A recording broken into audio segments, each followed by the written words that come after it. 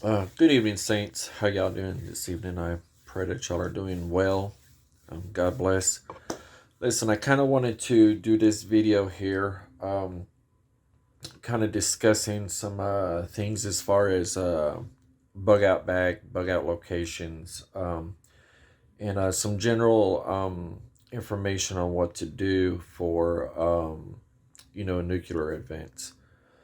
So what I got here is some notes. So if you see me looking down often, is I'm looking at these notes. I wish I had like a PowerPoint projector behind me and a good old antenna that I can point to things, but I don't have that. So I did the best that I could as far as trying to keep this basic and simple as possible with some common good knowledge that anybody can practice and utilize in a situation of such.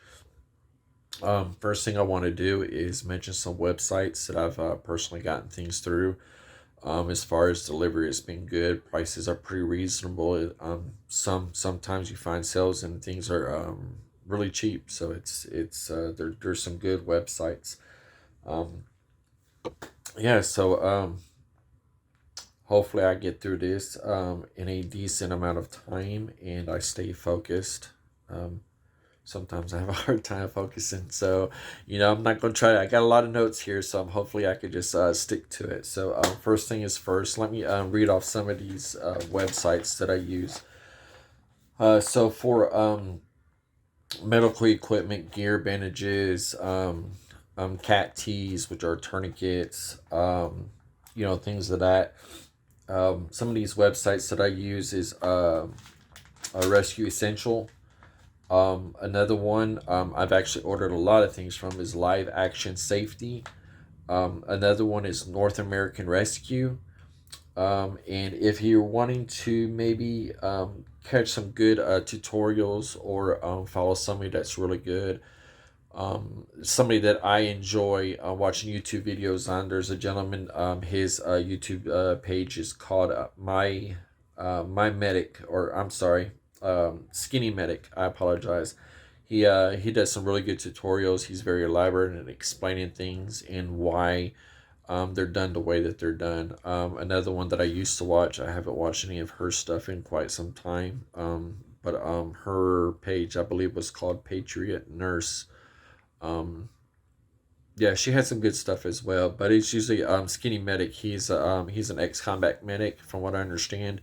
And he's now still practicing in the medical field, so he has a lot of good information and a lot of good tutorials. Um, bug out bags, bug out bags, BOBs. The one that I particularly used was from a company called 3V Gear. They had one that looked like it was durable enough at the price point that I wanted to be able to do what I needed to do. When I get through this first section of the video, I'll pause the recording and I will pull out some of the things from my bug out bag that I got right here and kind of show you what I have and why I have it. Mind you, it's still kind of a work in progress. There's some things that I'm probably going to remove and some things that I'm probably going to add to it. Um, yeah, so it's kind of an involvement. Sometimes when you get out there practicing things and kind of utilizing stuff, you're like, yeah, that didn't work. I don't need that. Or I wish I would have had that. If you've done a 3 hour, or I'm sorry, a 3 day camping trip and took your bug out bag with you and kind of just went through it and used that stuff, it'll really show you a lot as far as what you need and what you don't need. So also with that in mind, I thought I had a list of the basic bug out bike items that most people who put together these 72-hour bags say is a must have. Hey, that's on the person, the place, the terrain, and what the situation is. So, but there are some essentials I can agree with, like a flashlight. Like, of course, definitely everybody needs one of those. But you can go online and just Google bug out bag list. It'll pop up with all sorts of stuff. You can download it, print it out, put it on your refrigerator and just start checking things off as you build your bag. If you haven't already started, it's something that I did. It kind of kept me focused and kind of built some momentum because I was kind of overwhelmed with it all at first. But just over time, glory to God, he brought me peace and said, "Look, we got this." Amen. So with that in mind, let me reiterate the bug out bag I got from 3V Gear, gas mask and filters. Myra Safety is one of them. That's spelled MIRA. AGM, which stands for Approved Gas Mask, and parcelsafety.com, PARCIL. That's another one. Now, out of these three websites, the one that I prefer is AGM, Approved Gas Mask. They got a lot there. They got a lot of things. They have sales at times. They have package deals. They even have stuff for infants and small children and stuff. So if you got a family, you're wanting to protect them through a situation that could possibly happen, that's definitely a website to go. At least get some names and some titles on what these things are called, and then just kind of Google search and shop from there and see if you can find a better deal somewhere else. But that's definitely a good website. I just want to include this real quick because I do not know what website I found this on, but I Google search will be able to show you. But there's a home water filtration system. It's kind of like a big urn, like a tea urn. I don't remember how many gallons it holds, but it's called an Alexis Pure Pro. And the reason why I just wanted to put that in there is for a home filtration system. The charcoal media and the filters for this thing is pretty good. It filters out chemicals, viruses, biological, as well as bacteria, protozoas, and stuff like that. So it's a really, really good filter system. So maybe it's something that if you're looking for, you can check that out and kind of weigh your options to see if that's something that you would want to do. I'm personally thinking about purchasing one with a few filters, but I don't know yet. It's something I'm going to pray on because my situation is a little bit different. So we'll have to see. But yes, that's a good one. And I know at one time in one of the groups I'm in, they posted it. They had it on sale for like $149 or $179. So that's a really good deal because those are usually about $250, $300. So yeah, check that one out. All right, let me get a drink. Sorry, excuse me, y'all. It was hot today, really, really hot today. For a living now, I'm working in a warehouse and doing warehousing work, logistics, returns, credits, dealing with the monies and things like that. And I'll tell you what, the heat index inside that warehouse was close to 120. Whew. I drank a lot of water. Amen. Thank you, Lord, for water. All right, so the first thing I want to cover is what to do possibly in case of a nuclear blast. I know that the saints have been having dreams of this happening, having dreams of a foreign nation on our soil. Biblically speaking, we know that in the end times things are going to get shaky. I don't know what the Lord's plan is for each and every one of you. I do know that it'll be under grace and mercy and His love and protection. But I also know that we have to be active in our faith. Noah had to build the boat before the storm came. So I believe that the Lord has personally instructed me and guided me into doing some of these things and learning some of these things for reasons. So with that being said, to give you the best possible protection, you definitely want to approach this similar to a tornado. You want to, if you're in your home, you want to be in the middle of the home where the strongest structures are at. If you're out on the road, get out of your car. Your car will not be a safe place for you. But what you want to do is try to find a place that's low, a basement, a garage, or some. Garages really ain't because they're open, but just try to get in somewheres and down low that has like layers, in between you, like walls and stuff. Like brick walls are great. Wood walls is better than nothing. Obviously the brick, the concrete is going to shield you more than the wood, but get low. If you're in your home, um, basically, from what I've read from some classes that I've took, in discussions that I've had, um, usually the TV will alert. You'll hear sirens going off. The TV will start, airing the emergency, response, and start giving you instructions. Usually, I believe, it'll be through FEMA. So they'll start to tell you to shelter in place and what's going on. So with that being said, one of the first things that you want to do, sheltering in place, when you're being isolated in your home, is to, get out your, I guess, canvas coverings. Basically, what it is plastic coverings. You've probably seen painters use them and stuff. So what you want to do with this is you want to go through your home, your apartment, wherever you're living at, and have a cover for every window, every door, every vent. If you have a fireplace, get that flute closed, and then put a covering over that. And what you want to do is cut it to match, and then you want to take a Sharpie and label it. So, like this room that I'm in, this window, I would put like, first bedroom window, one, and then over here there's another window, first bedroom window two, and then I'd put the door. Um, so this is a good. I don't have a print on this, but I did find this online. This is a, good example as far as what I'm talking about. Let me see if I can get this up here. And I just wanted to really, show this and point out one of the things that's a, key factor into covering up doors. Let's see if we can get that in there. Okay. So as you see, they got it.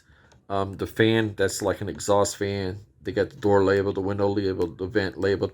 But if you want to look, I don't know if I can zoom that in a little bit, y'all. If you want to look at how they got this bottom portion of this door on how it runs all the way down, and then it folds off onto the floor so it can seal that, because you can't really get it all the way down and then seal there because you're still going to have that opening. So you want it to overlap over your floor and then tape it down there. A good rule of thumb to do is to extend it, cut it about, we have about another 2 inches, and then about a 1/4 inch of your tape will be on that, and then the rest over there. So you want it to be a good seal. This is a good way to tape it off.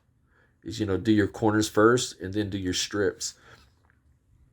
And what I suggest is, do up a few of them and maybe practice on how long it's going to take to get this done. If you have, family members that, is capable of doing like these, vents, these smaller vents down towards the bottom, or like some trailer homes, their AC vents are in the floor.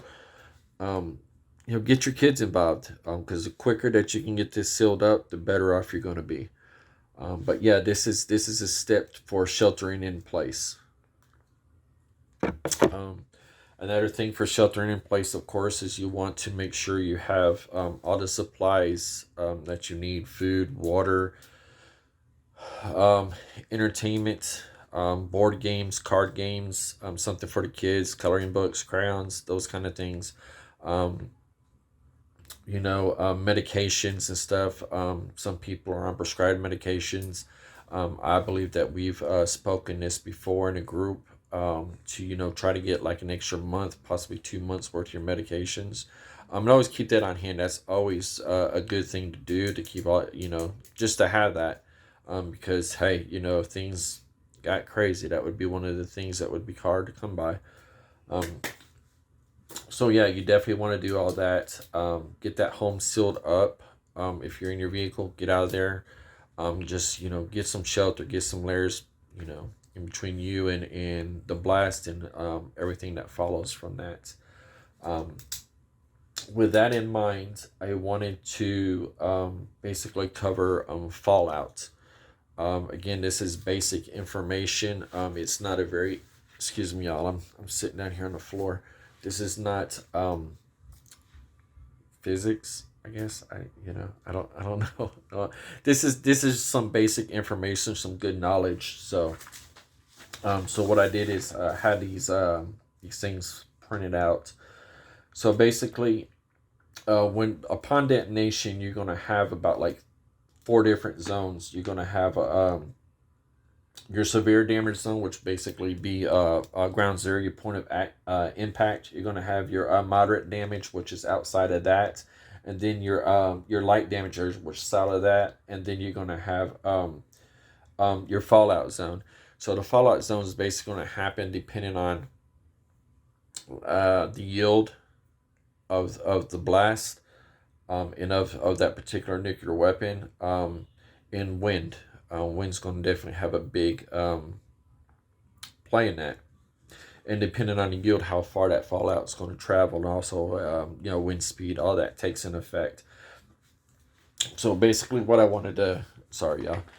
So basically, what I kind of wanted to do is just show this. It basically gives kind of an idea of what to expect in those certain areas and stuff. So from 0 to about 0.5 miles from the severe damage, everything, you basically pretty much everything is going to be destroyed in that area. Survival would be, yeah. Anything outside of that for moderate damage between 1.5 to 1 miles away from that, significant building damage, rubble down power lines, overturned vehicles, limited visibility, the dust and stuff, your smoke clouds, just from everything being wiped out, the what do they call that? The shockwave from the blast alone is just gonna level a lot of things and stuff. It's I don't know if you ever seen a video of a shockwave. I remember I had watched one time of a volcano, and there were some people on a boat, and the volcano erupted, and it was pretty loud, but they didn't hear it until afterwards because it traveled the speed of sound. But then you heard a boom, but then this big shockwave came across and just shook the water in the boat and everything. It was it was a sight. And then for the light damage from 1 to 3 miles, windows mostly broken, injuries not expected to be life threatening. So probably from the broken windows, cuts, scrapes, people probably get knocked down. Probably injuries due to chaos, people running for shelter and safety and stuff like that. So the thing is make sure you're on the outside of that ground zero spot for sure. So this is a good illustration of those areas, as well as the fallout zone. Let's see if I can show this up here. So you have those point of impact and moderate light damage, and then the fallout zone. So basically, you want to stay away from this. So if you can get away from this, the best thing is to be upwind from it. So anything on this side, you really ain't going to have to worry about this too much. But the damages from this, you'll have to contend with possibly over here. So definitely try to stay away from that fallout zone. They say that for most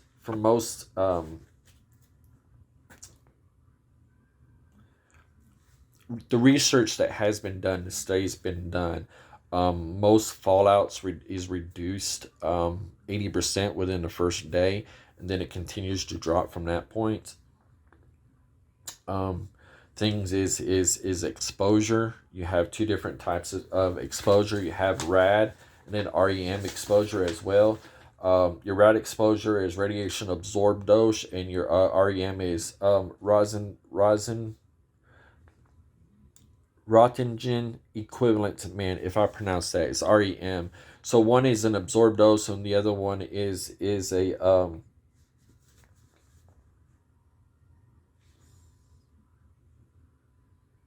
one is absorbed, and one is I'm sorry, I can't think of the name, but basically for every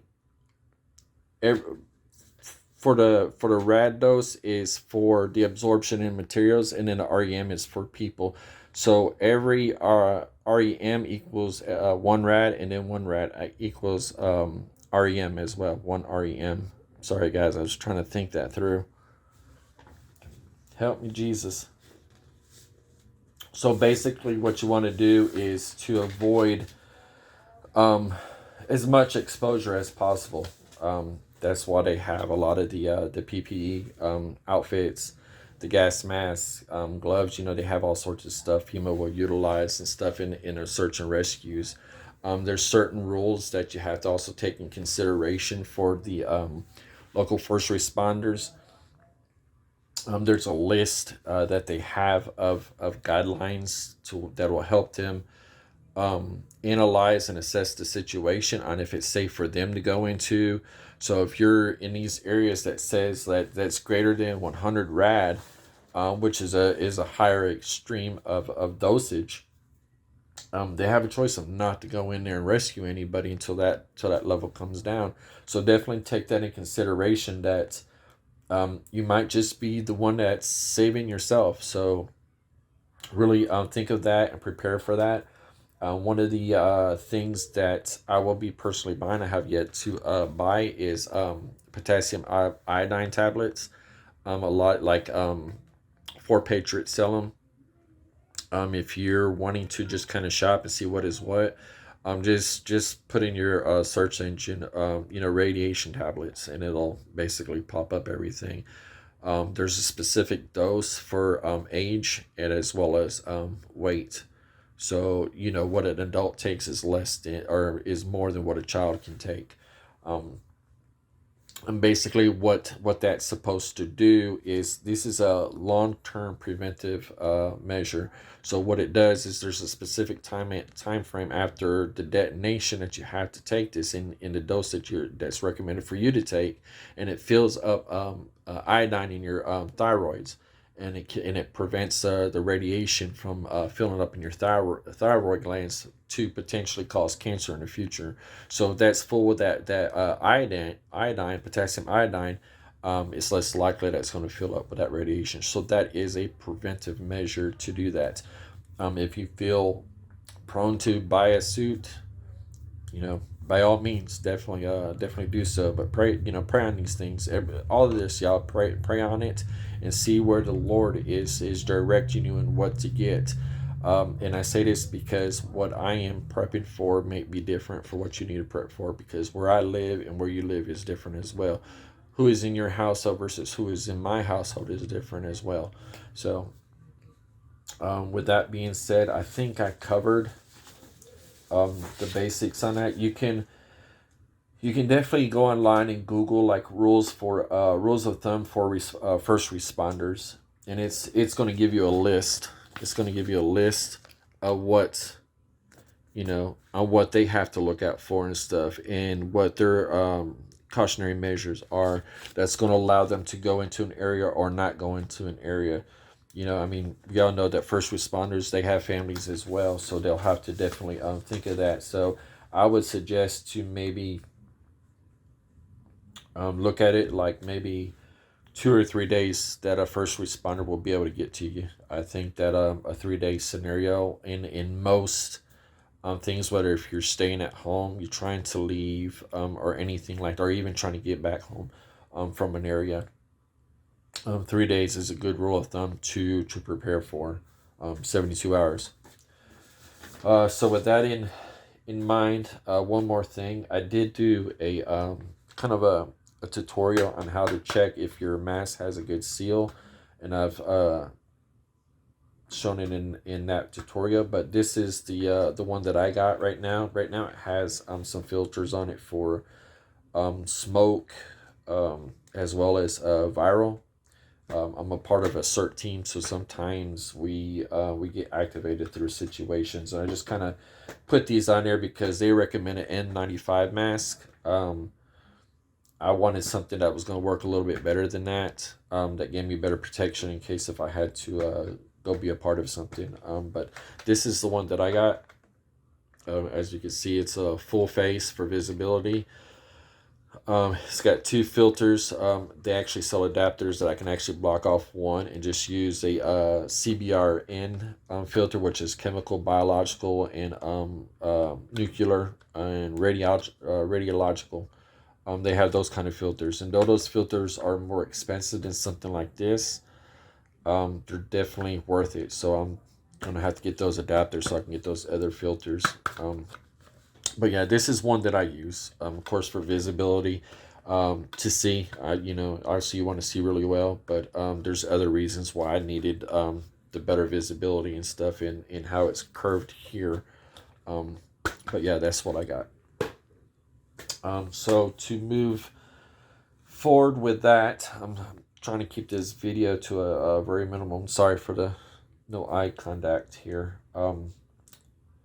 I'm going to go ahead and pause this.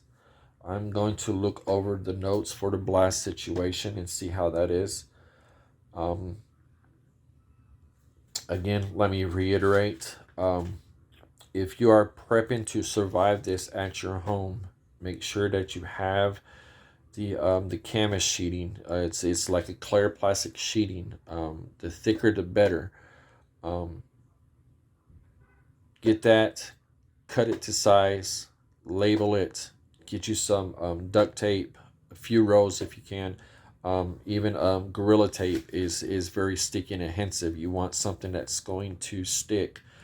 Depending on the carpet you have that's in your home, you have to see how that tape is going to adhere to that carpet.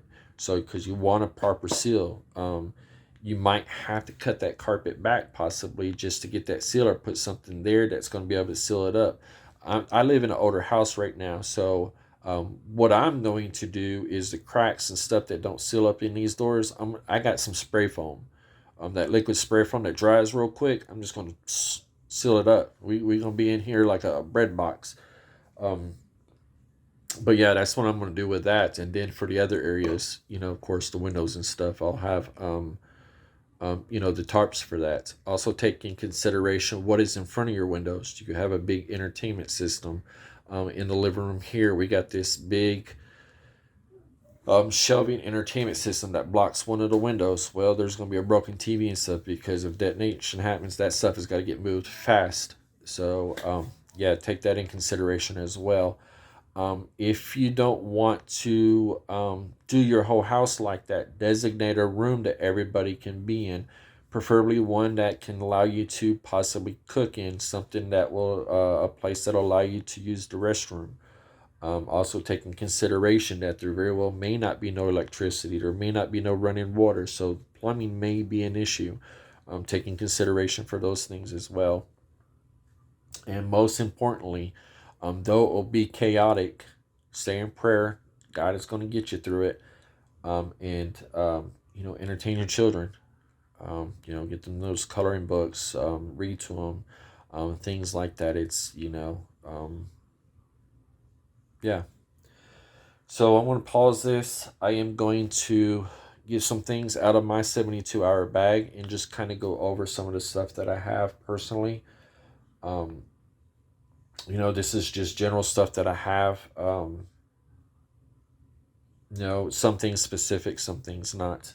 But yeah, so let me get this paused. I hope that this portion helped out. If I remember anything, I can leave like a voice note or something in a group. Or if you have anything to contribute to what I just spoke about, by all means, reach out to me and let me know. I'd love to, bounce ideas off of people and stuff. And we're a community. We're a family in Christ, and we're here for each other, to learn from each other, and to keep each other lifted up. So, yeah, let me get this pause, and I'll get this other portion ready.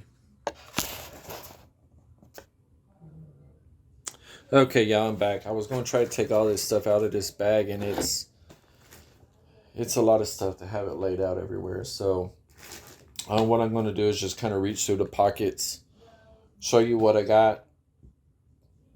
Hopefully it'll help inspire you to, to put together one. I definitely encourage everybody to have one. So yeah. This is I'm going to try to lift it up here, y'all. This is my 72-hour bag. The front part here I use for medical. That can detach. Then I got side pockets that will detach on either side, and then a main pack right there. I chose this pack because of the stitching. It's box stitching. I got a smaller pack here that actually has it. We might be able to see it better. Let's see. Let's see if we can get that focused in. All right, box stitching is this. So you got it squared, stitched around the edge, and then they exit. So it's a very durable and good stitching. You know, it takes a lot of abuse. So if you're throwing it around a lot, the stitches don't come out so easily. So when you're choosing a pack, definitely keep that in mind. So in the main pack, that's usually where I have this in place, and then I have extra filters that are down in there with that. You know, keep in mind, you know, the duration of use for the filters that you get, and what they're rated for. Like these filters, you know, a few hours and stuff, and then they got to be changed out. I think the CBRNs, I think like 6 hours, 6 or 8 hours, and then they got to be changed out and stuff. And also, let me mention this: when you're wearing a gas mask or a mask of any sort, respirator, remember that your breathing ain't going to be quite the same as without it. So any strenuous activity that you're doing, you know, the breathing is going to be different. So keep that in mind. So if you have a pack like this and you're having to use one of these, it might take you a little bit longer to get where you need to get to. So say if you have to leave your house and you got this pack on, but you got to put this mask on and stuff like that, that 6 or 8 hours filter, because you're breathing harder, you know, carrying that weight, might be 5 hours. So, you know, just kind of keep that in mind. And also let me encourage y'all to, if not wear the pack that you built, get like a weight. Sorry about that, all. I think my video cut out on me. Well, the phone turned off, but I hope it's recording still. I'm gonna continue. So with that in mind, I've given an example of a bivy roll. This is in the main compartment to kind of help fill up room in certain space. I got 2 different types of food to utilize. I got 3 days worth. One of the things I use, this is something that I've actually picked up, I think, at Walmart. It's basically a high calorie food bar. You can cut them out in squares. There's perforations. You can cut them out in squares and just portion it out, and it's vacuum sealed. You see it's got a 5-year shelf life. They don't taste great. I mean, I'll be honest with you. They don't taste great, but to do what they need to do, they do that. So yeah, that's one of the things that I got in there. As well as this is, you know, I tried to think of things that I can cook with water, and then things that I can cook without water. Some of the stuff that I got that I cook with water is these oatmeals right here. There's 2 servings in this. Yeah, so I got that one. I got that one's turkey chili with beans, vegetable stew with beef. You know, just trying to think of things with like protein in it and stuff like that. And then chicken with rice. So that actually sounds pretty good. But yeah, so that's the food that I got, as well as I got these water packs. I got enough for 3 days in there. It's a 4 ounce, I believe it's a 4 ounce serving. Yeah, 4.2 ounces and stuff. So, you know, 2 of these will get you your 8 ounces of water and stuff like that. So I got enough in there for 3 days. It's small, compactable, so I can keep it in this bag. Yeah, and they're still not really good. They haven't punctured. I've had them in the bag for a little while, so they haven't punctured. I've tried this brand before. It's really good. I mean, it tastes really good. But yeah, that's what I got in the main portion of it. Again, this was in mind to try to last for 3 days. Of course, 72 hours. That's why I call it a 72-hour bag. But it's also called that as well. Then, of course, change the clothes. I got a long sleeve shirt, t-shirt, and then wool socks and stuff. I chose wool because one, during the cold it keep you warm, and during warm it it releases the heat really well. You don't get sweaty with it and stuff. And long hikes and stuff. And when you're out and about, one of the things you want to take care of is your feet. You get bad feet, you ain't walking nowhere. Get a little trying to run if you need to run. Y'all, I apologize for this scruffy look. Man, do I look like an outdoorsman or what? Okay. So yeah, that's what's in that portion of the pack. In this one here, I got a few things. This particular thing right here is some, I call them survival cards, but basically they're kind of like a waterproof index card. And they kind of just give you general ideas on how to do things. This one, because, different fiber, first aid. Got first aid. Shelter building. Then knot tying. So basically what it does is it kind of gives you it's like an instruction book on how to do like certain things and stuff involved at like tying knots for specific reasons. So this is a good thing to have in case if you just start getting some form of brain fog and can't remember stuff. This is a good thing to have. And they have different kinds for different things, like how to identify certain vegetation in the wild. What can be poisonous and what not, what can be eaten, excuse me, and what couldn't. Another thing I have is some Write in the Rain.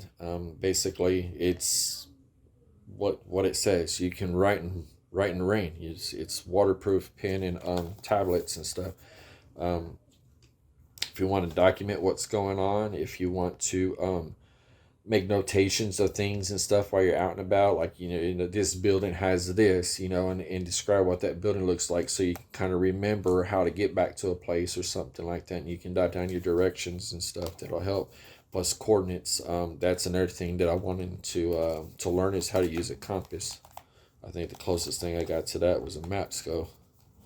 But yeah, that's and it works really, really well. That's called Write in the Rain, is actually the name brand. I got extra goggles to protect my eyes for other purposes. I won't get into right now. But yeah, that's for that. I got a Sawyer mini water filter in there. Got it in a Ziploc bag. I did like a tutorial. Actually, I did it using it for the first time, and I watched a lot of videos about it before I decided on which one, because it was either this or the Life Straw, and I chose this one just based on what people were saying in its studies, and it did not disappoint. So yeah, that's a Sawyer Mini for water filtration. I got extra masks. Duct tape. Duct tape is definitely, in my opinion, a must to have in your 72-hour bag. This stuff could be used for so much. Taping up your pants legs. So if you're in a part of the U.S. that has leech issues, or you're in the woods or something like that, you just don't want things down in your shoes, this will help. If you tear your shelter, I think it's called honestly, I don't remember what it's called. But yeah, there's canvases out there that the military uses, and this works good with that. And you can find those kind of things like that there, like camping gear and MREs, meals ready to eat, at like Army Navy stores. If you do the meals ready to eat, definitely check the dates on those, to make sure that you're getting something that'll last for a little while. Sorry about that, guys. My phone shut off on me again. I had to make some room in the storage. So let me get back to what I was doing here. Now here's something that I got in my 72-hour bag that maybe a lot of people don't have, and that is mouse traps. And the reason why I chose to put mouse traps in there is for food supply. So say you have some fishing line, you're out fishing, but you can strap these to a tree and put a bait on there, and you can actually catch squirrels or small I don't want to use the term rodents because everybody wants to think rats and stuff, but small game and stuff. So you can have this working for you while you're working for the fish. You know what I mean? So if you go through all your food, this is a way to possibly get you a meal while you're fishing or hunting for a meal. So this in my opinion is a plus to have. So yeah, I got that. And then ice pack and a knee brace is in there as well. One of the things that I will add to my backpack as far as medical is I believe they call it a SAM brace, and basically it's a rolled up piece of aluminum with some padding on it, and it'll help brace an arm in case if you break your arm or something. But I believe it's called a SAM brace. It's something that we utilized in CERT class. It's a very, very good thing to have, and it takes up not a whole lot of space. Sorry about that. Had to readjust myself there. So yeah, that's in that main pack portion. In the side bags, side packs here, these little detachable ones, I have like a thermal blanket. I got some paracord. Paracord has multiple uses for all sorts of things. And the thing with paracord as well is that you can cut it open, and then there's small fibers on the inside that you can pull out and actually utilize for fishing string. So paracord is a good thing to have. Some people will suggest a certain amount, but yeah, that's your discretion. This is about 50 feet right here, this one, but I have two of them. So that's 100 feet of paracord, and this tensile weight is 130 pounds, so that's not bad for something that's that's like that. So one of the things I would suggest that y'all get to as well is a multi-tool. I'm not sure if everybody knows what a multi-tool is, but basically it's what it says it is. It's a tool like this that has many different functions. Very, very handy to have.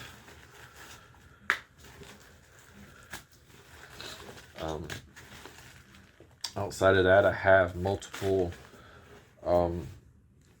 ways to start a fire.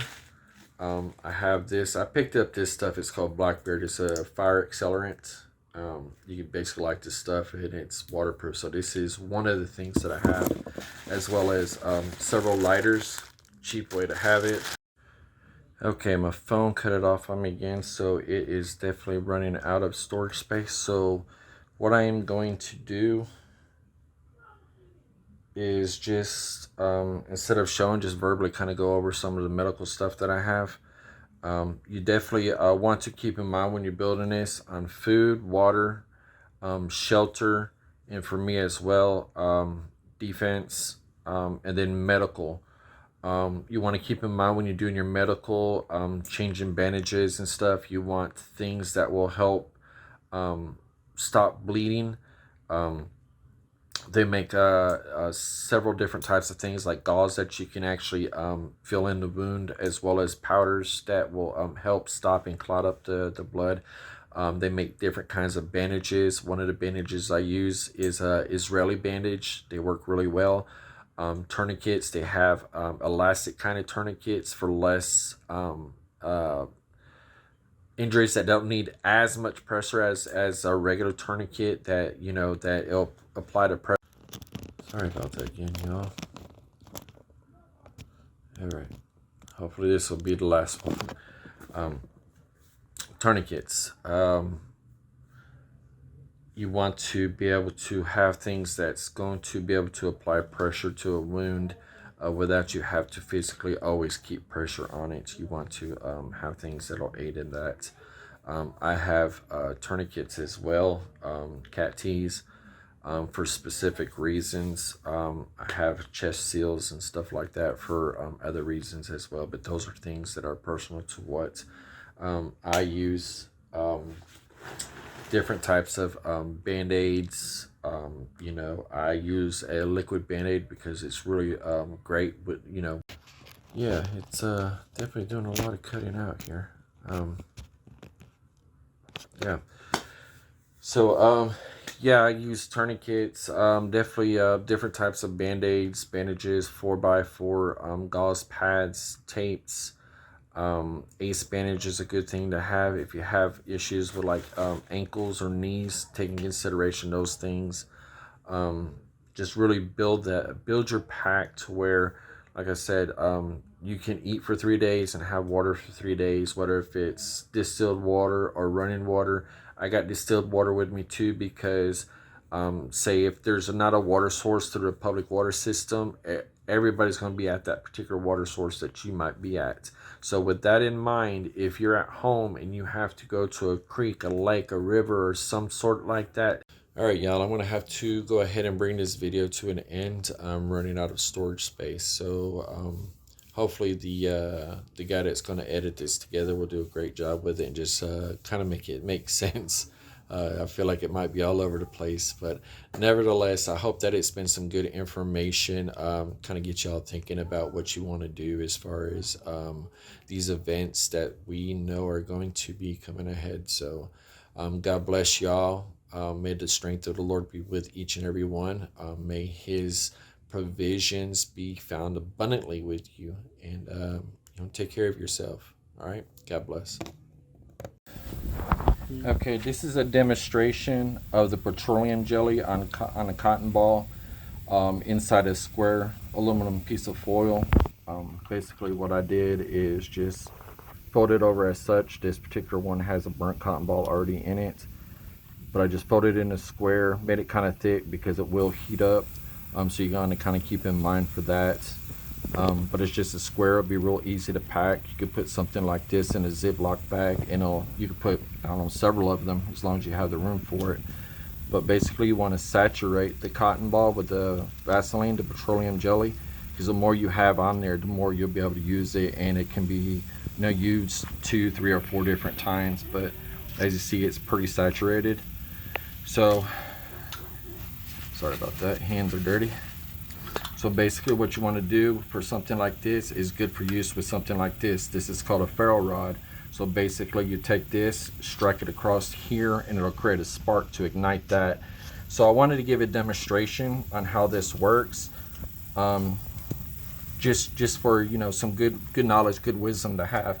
So you want to hold it at an angle, and each ferro rod is going to strike it a little bit different. Some to one side, some straight on. So you just got to kind of put it in practice on how to use it, and just try it out. You can do this on concrete or in a grill or something like that to be able to know how to start the fire. So here we go.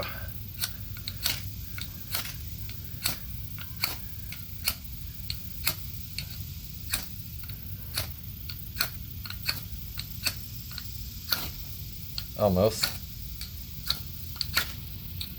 Like, oh, almost had it.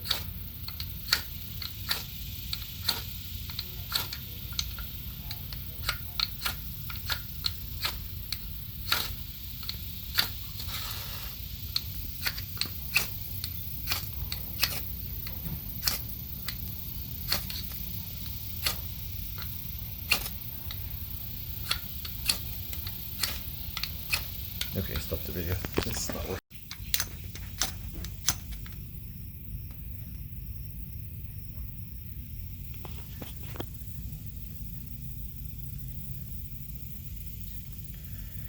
And there you go. For it. All right, this is what I believe the term is called a bivy roll. Basically what this is going to do is save you some space in your 72-hour pack, or whatever pack that you're putting together for your bug out situation. You definitely want to make sure that you have change of clothes with you. I'll have already had covered certain garments with that, but this is a demonstration of the bivy roll. So what I have is a long sleeve shirt, a t-shirt. You can have you know, some shorts, thermal under garments, things like that. This is some wool socks that I have. So basically you want to line everything up together in layers stacked on top of each other, bringing anything long sleeves inwards. Make sure that you have the opening parts of your socks outwards. You can put another pair inside of here, have it outwards like so on each side, and then basically what you're going to want to do is just roll it up. And after you roll it up, you want to take the openings of the socks and just put it over the ends.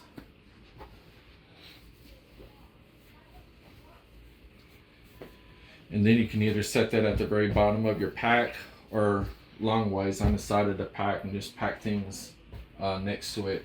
But a good way to save a little bit of room, bivy roll. All right, this one right here is the particular gas mask that I personally have. It's made by 3M. I can't remember what the model is, but I have listed, or I have mentioned one of the websites or a few of the websites that you can purchase these things from. These particular filters right here are only good against viruses, smoke, and certain ash. I have probably mentioned already about the CBN filters, which I'll be getting for this particular one. I chose the full face one for personal reasons. But basically with this one, there's some that has another hooded portion to it, but this one particularly don't. So basically on how to operate the straps, you just pull it tight like that. There's ridges in there that'll keep it from not coming loose. But to loosen it up, you just lift the tab and it comes forward. So basically what you want to do is you want to get the size that's going to fit you good and stuff. You want it to cover the nose section here, also underneath your chin here, and to make sure it has a seal after you put this this mask on, or any mask, you want to cover up these ports with both your hands and see if basically this breathes in and out. You'll feel it kind of create a suction on your face if you have it tight enough. So you want to make sure that these valves on the inside, that is exhale right there, you want to make sure that those valves are good too. So the new ones will have good valves, but if by some chance you have an old mask lying around, I don't know who does, you want to check those seals and stuff that's in there. So anyways, I'll give you a demonstration. I'm going to put this on right quick and give you a demonstration as far as how to check the seal.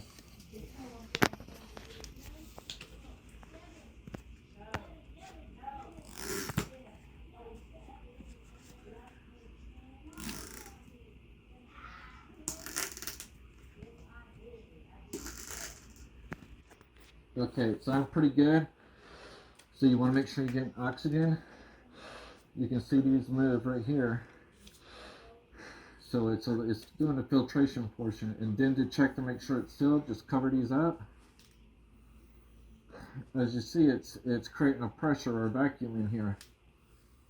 So it's sealed up. It's underneath my chin correctly and over my nose correctly. So this is a good seal.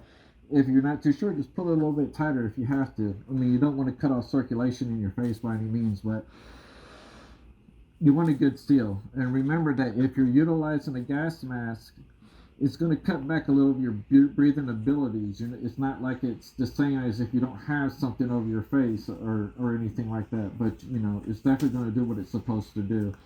So just if you're shopping around for one, just, you know, check the sizes and stuff. If you can go to a particular place, you know, see if you can try some of them on. I think this particular one is either a medium or large. I'm not too sure. I have to check. But as you see, it works really well. All right, this is going to cover water supplies. I got a demonstration here that I'm going to do. But I kind of wanted to show some of the water prepping that I do. I got some of these packets right here. They're about 5-year shelf life. 2 of these is 8 ounces of water. It actually tastes pretty good. I've tried this. It's not bad at all. It's definitely worth the purchase in my opinion. But that's one thing. And then the other one is these blue cans. These are actually more costlier than these. But these has an advertised 50-year shelf life, and this is distilled as well. I have not tried none of these yet, due to the fact that it for a case is about $50. So, but again, you know, you have the security of knowing that it's a long shelf life, so they can sit around for a while. I always store anything that I'm prepping as far as food or drink wise in a dark closet that's, you know, basically the same temperature all year round. So yeah, there's a good thing. These are the water filtration systems that I personally have. The Sawyer Minis. I know that some people use Life Straws. I don't know enough about Life Straws, but in comparison to the two, this one filters down a few more hundred microns, and plus it filters more volume of water.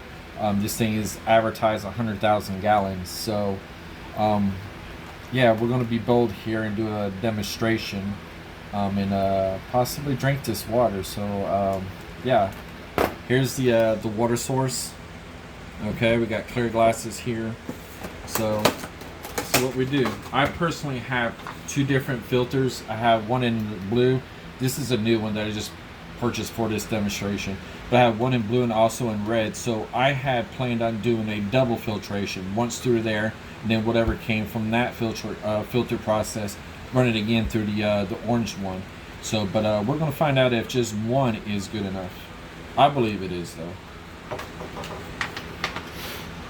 Okay, so what I'm going to do is I'm going to pour this water into this container.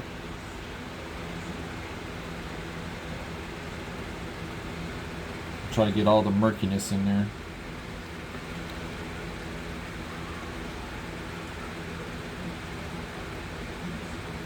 Yeah, it ain't as dark as lake water, creek water, but here, we'll get that in there too.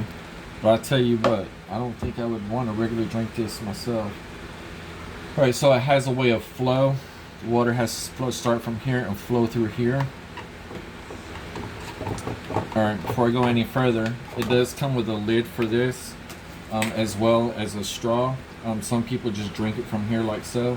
And this is a syringe, so basically after you use it, you want to leave a little bit of filtered water that you have left, draw it up in a syringe, and then put it in the other end, opposite of the flow, and just push it through so you can back flush all the sediment that might be in that filter that's in there. Now it's sealed, so you can't open it, but that's a good thing. You really don't want it to be opened up. So here we go. Let's see what we got here.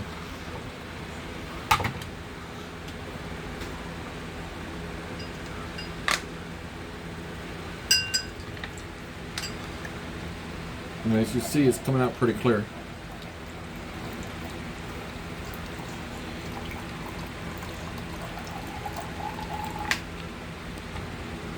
See, that's nothing like what went in there for sure.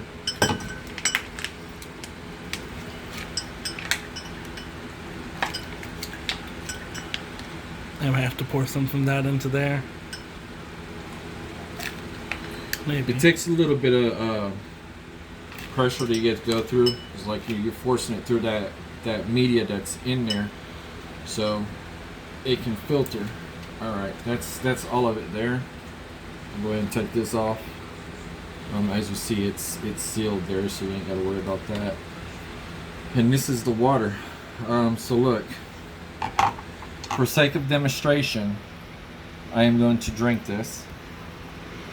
And I'm going to let you know if that was good enough for just one filtration, or doing a 2-stage is really worth the idea of actually doing it. Don't forget to put some in the syringe to back wash it. Yeah, I'm not going to try to down all that, man. Fair enough. Okay. Here, cheers. It's okay, you know, for demonstration. That wasn't bad at all. You know, it's warm. Yeah, honestly, yeah. I'm not gonna chug this, y'all. It's warm water. I like my water color. But listen, just from that alone, that's pretty impressive. It took all that filthy water and filtered it. It did what it said that it's supposed to do. And if you're doing this for a survival thing, you know, because you can't go without water, you definitely don't want to overhydrate yourself or drink so much water to where you're bloated, but you want to just consume enough water to where it's going to keep you alive and keep you hydrated, depending on you know, how far you might be walking, where you're at, how hot it is outside, the weight of your packs and stuff, all these things. Also, even wearing the gas mask, you know, that's going to affect breathing and stuff, and how far you can travel if you have to wear that as well.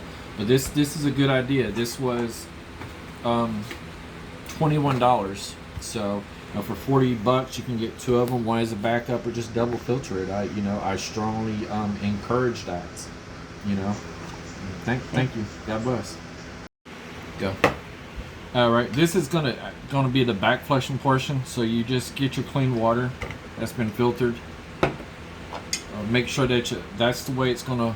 This is the way it's filtering. So this is the way you want to back flush it. So you want to make sure that you get that down in there real good. You just kind of push it out. And as you see, it's, you know, you want to get enough water to go through there to get it to clean out. You want it to be running clear. And there you go. I think that's pretty good. If you don't trust the back flush, that's what came out of there. That's what was filtered. You know, wait until your next one, you know, and just, I don't know, do it again. But yeah, just make sure that it runs clear when you're back flushing it and you're good to go.